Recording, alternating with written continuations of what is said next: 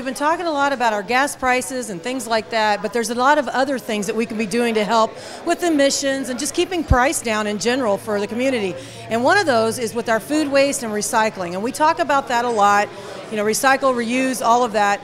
First Street Ale House has pretty much completely gone green and taken a real interest in making sure that we're able to help when we come out downtown to eat here. We're still taking care of the environment. So I'm here with Brandon Cardwell, and he is the recycling coordinator for the city of Livermore.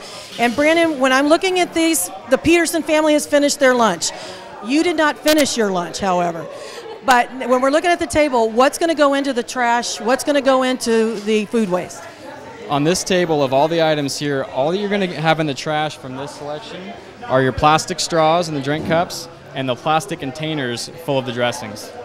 So this, the napkins, all of that is actually food waste? That's right.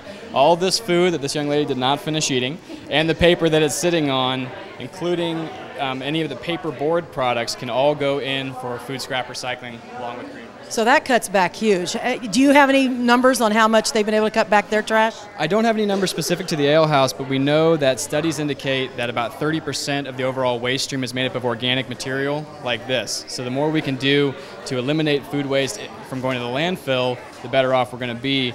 Additionally, when food waste and organic material goes into the landfill, it tends to produce methane, which is one of the leading greenhouse gas contributors. So your family is totally helping out by coming here, right? Do you come downtown a lot? Yeah, we do, for sure. You have a pretty cool downtown to grow up in, I think, huh? And Mom, isn't it nice to not have to spend gas going all over the place? It's all in Livermore. And we can walk. We love it here. And walking too. All right, so let's go check out outside too. I kind of want to see how this all works. Let's head out. Well, I know that we found the First Street Ale House dumpster because I see those Ale House fries.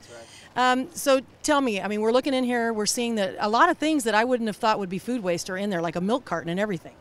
Milk cartons are a paperboard product, so any food-soiled paper or paper product is allowable in the food scrap program because they're all going to decompose once you put them into a compost bin.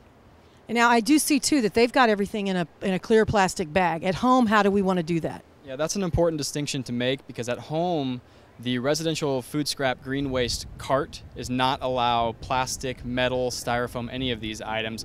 They go to a different processing plant. So it's allowable for them to be plastic bags in the commercial program, not in the residential program. So in a residential program, when I'm collecting my food waste and I take it outside, which of my containers do I throw it in? Always in the green cart. Okay. So the same place I'm putting my trimmings from the bushes and everything else, that's where I put my food waste. That's right. Anything that's coming out of your yard that's that organic green material, your food is going to join that in your green waste cart. So it's not hard. It's just making sure you put it in the right spot. It's not hard at all, and you have to think about that in most cases that food used to be in your garbage cart, now it's in your green waste cart, and it's going to a much better future. So if I were putting my food waste in the garbage can, what's the bad thing about that again?